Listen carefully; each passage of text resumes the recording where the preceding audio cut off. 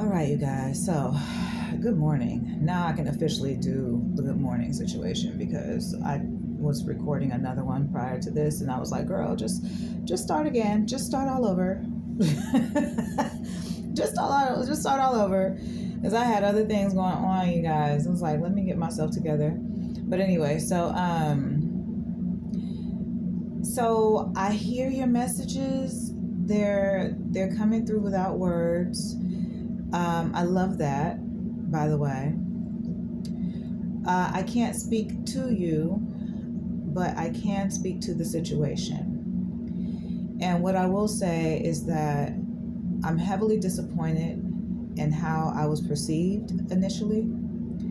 I'm heavily disappointed in how I was mishandled. I'm heavily disappointed in the fact that there really didn't seem to be any unity amongst the sisters. You know, I don't belong to a sorority.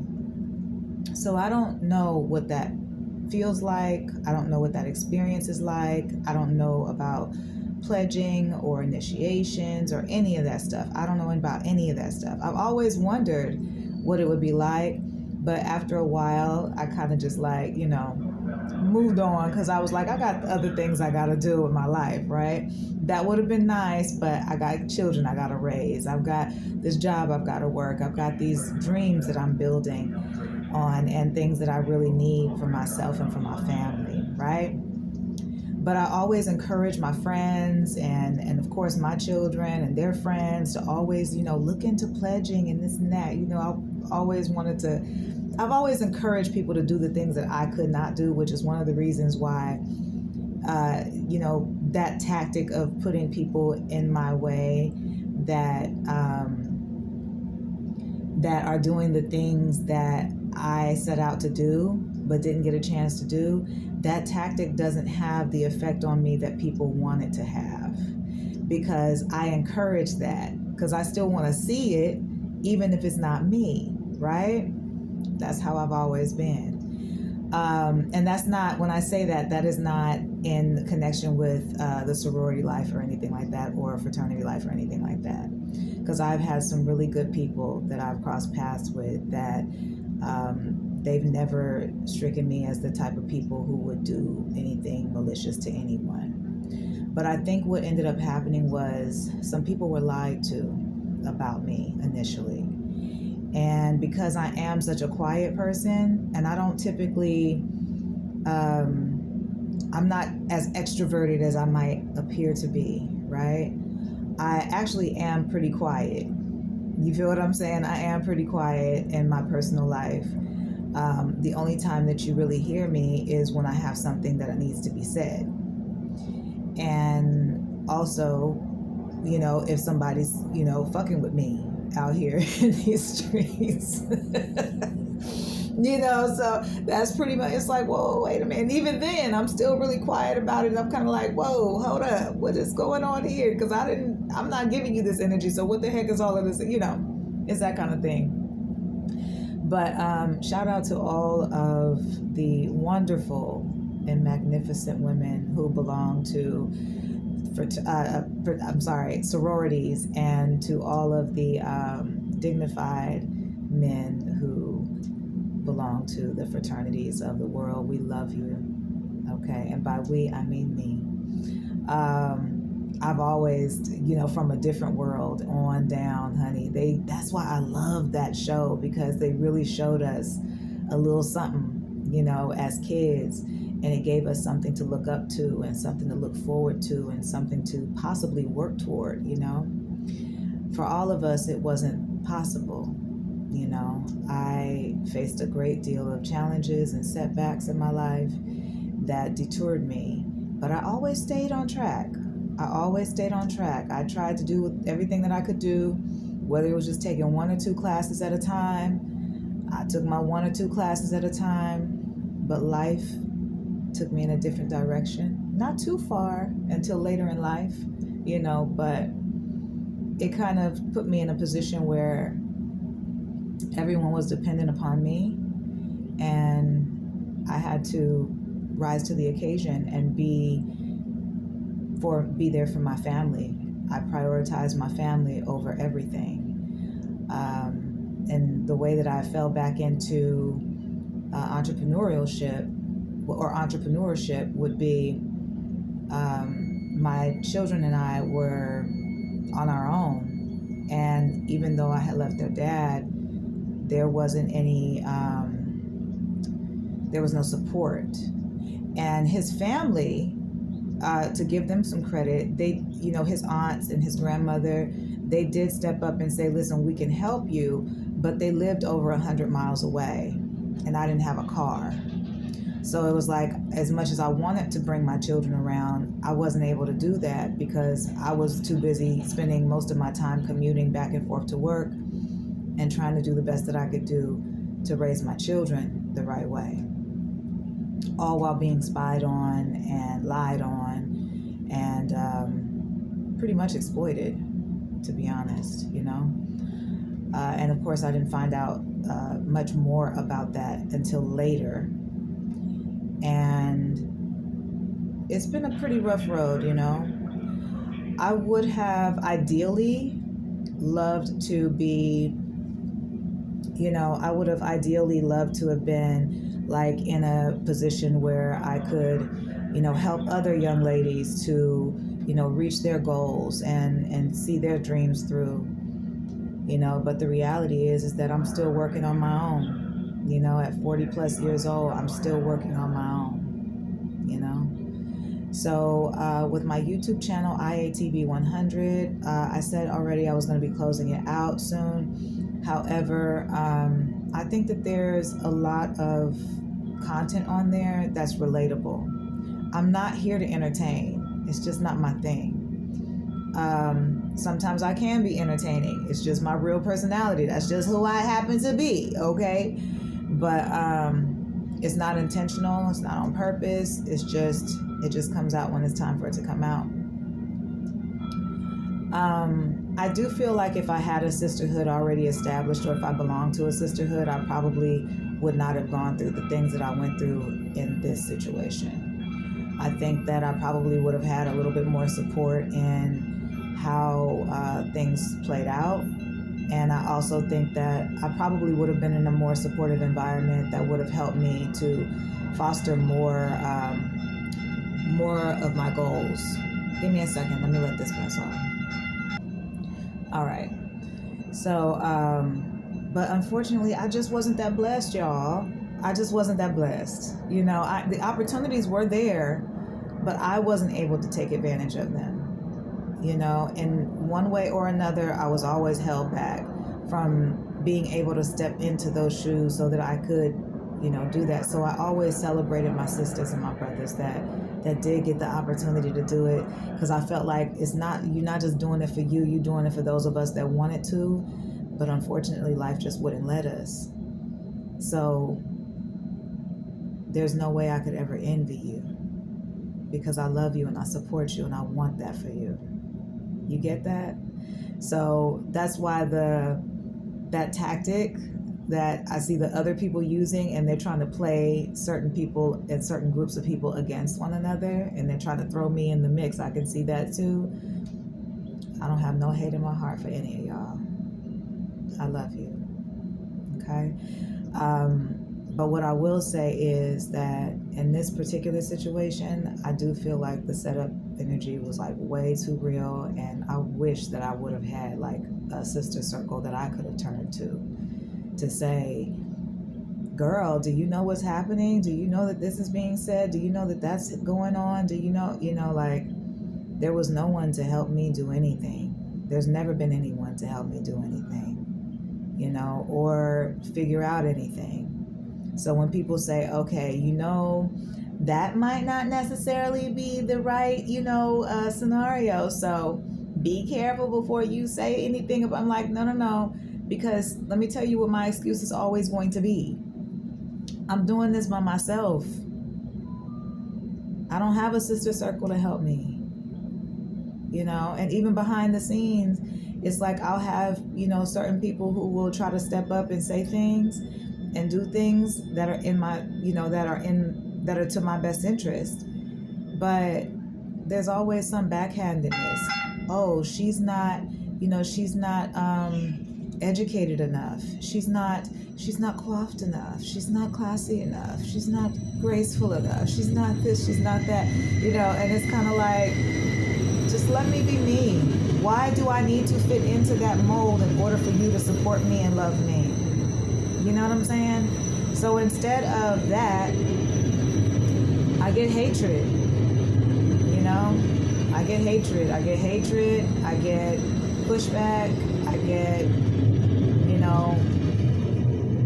women wishing death on me and shit.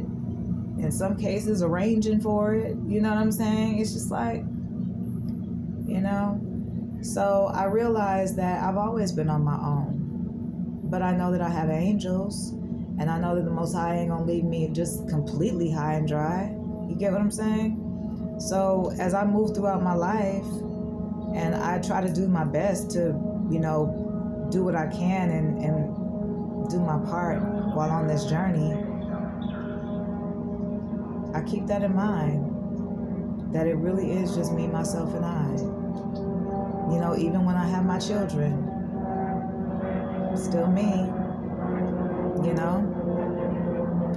because they look into me, and so I think that this entire situation, the way that it played out, it played out in a way that was intended to make everything that was good about me look bad or convert to something bad, right?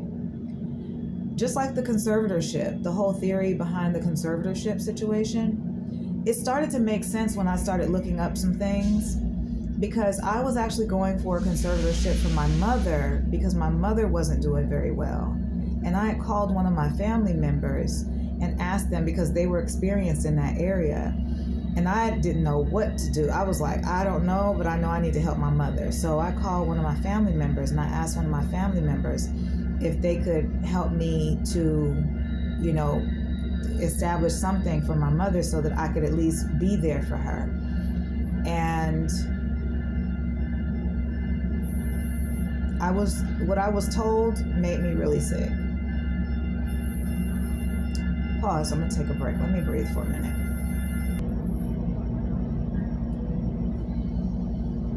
Okay, so,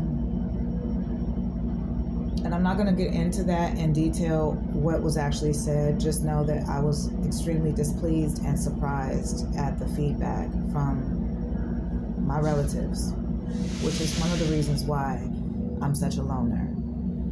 Another one of the reasons why I'm such a loner is because I remember when me and my children's father, when we split, and he was trying to do something. It was actually, give me a second. This was before the last episode of the domestic violence.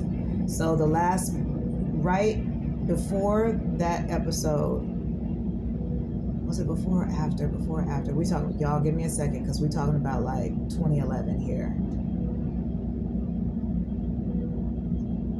I think it might have been after.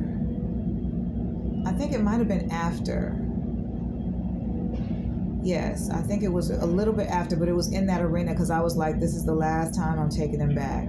This is the last time I'm gonna try this. This is the last time. Like that was the vibe. And I went to one of the male figures in my family, his local in the same city that I was living in at the time. And I said, excuse me, let me, there's no reason to have this on here for right now. There we go. And I said to him, listen, cousin, I really could use your help in, protecting my family, because I have a feeling that he's going to try, talking about my kid's father, I have a feeling that he's going to try and do some crazy stuff, like maybe try to like take my children from me or something like that. And I'm trying to, establish, some type of arrangement for us to do co-parenting. But I have a feeling he's going to like come for me in that way, right?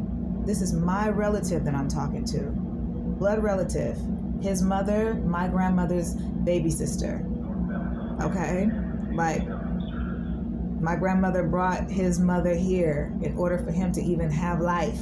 Okay, so I said to myself, I was like, ask him. And what he told me was, well, don't tell him to come to me, because I'm going to tell him exactly how to take the kids from you. And when I sat there with him, I realized that I was truly going to be on my own. And that is why you don't see me associating. That is why I am a loner. Because I've always believed that the men in the family should always step up, especially for the women in the family, especially for our young women in the family. We should always be able to go to you if we feel like we need protection, or if we need advice or any type of guidance or anything like that. We should never be reluctant to do that. We should never feel unsafe around our own. And that established our relationship, and that's one of the reasons why I don't deal with certain people in my family. Okay? I also understand that there was some type of an exchange monetarily with that particular family member and another sibling that was in reference to me and what was supposed to be for me. I never received it. Okay? So the way I look at it, I've always been failed by men, and I've always been shunned by women, and I've always kept the same heart, no matter what. So as I'm closing out this chapter of my life and starting a new one, and looking forward to that, to be honest, I feel like the hatred that I've been receiving, one of the reasons that it's been, it seems like I'm so unbothered, is because I'm used to it. It's just before it was behind the scene. Now it's blatant and in your face, and it's not like I didn't know it wasn't there. It's not like I've never experienced it. It's just I never experienced it to this magnitude. I mean, imagine learning that your own family trying to take your ass out. Imagine that. Collaborating with strangers that don't like you for whatever reason. Some people say it's envy and jealousy. I honestly don't have any idea what it is, because I'm like, why would you be envious of somebody going through this journey that I'm going through? Why would you be jealous of somebody going through what I'm going through? That's crazy,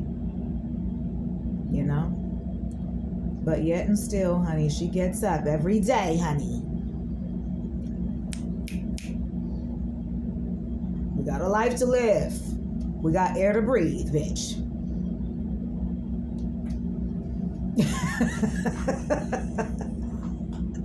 Maybe that's what they mad at. I don't know. I have no fucking idea. But what I will say is that ain't nobody gonna stop a goddamn thing when it comes to me. I've always been able to move the way that I need to move, and I've always been respectful with every step that I've taken. You feel me? Pause. All right, I had to let them make their announcement. So, I've always stepped light, no matter what. But not intentionally. It's just that's the way I am. A majority of my moves are always, respectful, do this, do that. Oh, watch where I'm going. Look both ways when you cross the street. Respect the lands, the whole nine. It's not until people start coming for me with the bullshit, that's when you see something different. Because it's like, whoa, wait a minute, hold on, wait a minute now, because I came here with pure intentions. I was respectful, I was this, I was that, I was, not necessarily intentionally. That's just who I am. That's what type of person I am. But just because I'm that type of person and you think that I'm supposed to be green or sweet or gullible or vulnerable or whatever the case is, I be seeing you, honey. I be seeing y'all. You feel me? So just know, you feel me? It's not that. As that baby said on that song, what she said, ain't shit sweet. I like her. I can't remember what her name is. She is everything though. She is everything, honey. She said ain't shit sweet. Is, you know, my personality is though. Always and forevermore. Always and forevermore. So I don't know what all has played out and what all has transpired, and I've said that before. But I know that there was some grand scheme of things that has been taking place for a long, long time. And it started with my grandmother, but it was officialized with my mother. And then it trickled down to me. And now they're trying to do the same thing with my kid. What they're doing with my kids right now, that's what they wanted to do with me. But my mother, she traveled a lot. You know, her business was already established and nobody could really touch it unless she had a brick and mortar. And they ruined our brick and mortar, you know. They ruined our brick and mortar. So once that happened, my mom took our business on the road, and that's how we survived. So we grew up kind of like a gypsy family, you know. Kind of. We had stability though, but we moved a lot. We moved a lot. But now I understand why. She was trying to protect us. And knowing that, it makes me love her so much more than I've already loved her. You know what I mean? Because I realized what she was trying to do and what was going on. And I also understand her frustration when, as a grown woman, when I would bring it up to her, like, Mom, you know, you moved around so much, we never had any stability. And then she'd be like, oh my God, girl, okay, you're going to have to get over that. I get it. I get it now, because she's like, girl, you don't know I was trying to save your damn life so you can actually be on the phone acting all high sedity and da-da-da-da-da. I get it now, Mama. I get it. I understand. And I also understand that because of the setup, you know, you had to respect the lands and respect the code, and you couldn't say anything. And I love you for that. I truly do. So anyway, you guys, this is a long one, but nonetheless, I think that there are a lot of points that I needed to make that were made in this video. This is not to shade anybody. There's no underhanded backbiting energy. There's no negative energy. There's none of that. And as people, you know, separate this, because it's 23 minutes in, child. We just made 23 minutes. They're going to separate this. They're going to put the little clips and they're going to make something else out of it just so that they can, you know, try to incite some other feelings within other people. And I'm here to debunk all the rumors that have been placed out there about me. But it'll happen in its own time. Because all I really have to do is keep living. To be honest, that's all I have to do is just keep living. And you will start to see that people were wrong about that lady. She's actually a good person. She's just tired of taking people bullshit. It's been going on since I was a little girl. You know what I'm saying? Matter of fact, pause. I want to talk about something else. Give me a second. Shit. All right. So, I think that you guys know enough about me as we move forward. So we're going to start a whole new vibe for 2025 for me. It may not be online, or it may not be on the tube, but it'll definitely be, you know, on my own platform. I'm not sure. You know, maybe I'll travel around the states and try different foods or some shit. I don't know. But I know that I got to find a way to make a living because everything else has been shut down, and I still have a life to live, you know. I miss my family. I miss my children. It's just like this entire situation just ruined everything for me. But I think that was the plan, right? just like I never got a chance to get my mom with me. I never got a chance to see about her. It's just like all of the things, like when my kids going to college, it's just like a lot going on. And it's just like people just, you know? And I can't blame it on, you know, being in a shelter, running into people who, you know what I'm saying, don't, you know, that move like that. You know what I'm saying? I can't blame it on that, because I met some really, really good quality people in that shelter. They were good people. Not everybody was about that type of bullshit, that lower level type shit, you know? And they opened themselves up to being used in that way because they saw what moves I was making, you know, and I was very silent about the moves that I was making, but people had to follow me in order to see what was going on. They had to follow me. There was not something that I was just talking about. Like, oh, hi, look at what I'm trying to do. Like, nah, I would leave out one day, dress casually, I'd make a stop, change my clothes, do what I want to do, and next thing you know, I'm off to an audition or something like that. Nobody really knew what type of moves I was trying to make. Oh, she going to school, I'm dressed like I'm going to school, I go to school, after school is over with, I'm changing my clothes, I'm going over here to do audience work.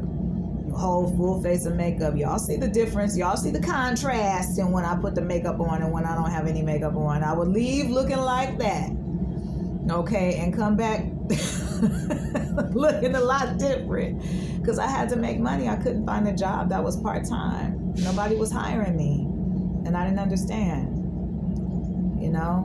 Now I get it, you know. It was all orchestrated. It was meant to be that way. People say that I should go be an actor. I don't think that being an actor is going to be the solution to what I'm going through. I did have fun on a few situations where I did like some interviews. I did some extra work, some background work and stuff like that. I did some audience work. I got a chance to just kind of get a feel for what it was like. And to be honest, I was more interested in what was going on behind the scene. Like, I was more interested in how the cameras worked and the lighting and this and that. You know, like, I was more interested in that than actually being in front of the camera. But I knew that if I went into that industry, that I could do both.